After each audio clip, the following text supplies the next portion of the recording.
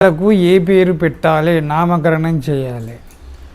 దీనికోసం ఏదో బుక్కులు, గ్రంథాలు, యూట్యూబ్లు ఇవన్నీ కొట్టవలసిన అవసరం లేదు. మీ పిల్లలు బాగుపడాలంటే మీరు ఆస్తులు సంపాదించడం కాదు, ఇల్లు కట్టడం కాదు, పెద్ద స్కూల్లో వేయడం కాదు.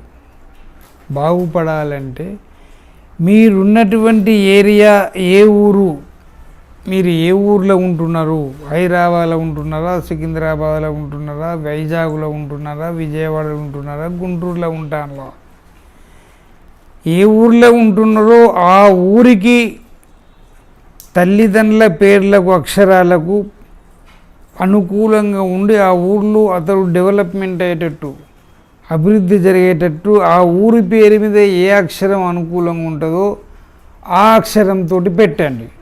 అంతేగాని మాకు వెంకటేశ్వర స్వామి ఉన్నాడని, ఏదో మాకు యాదగిరి స్వామి ఉన్నాడని పెట్టి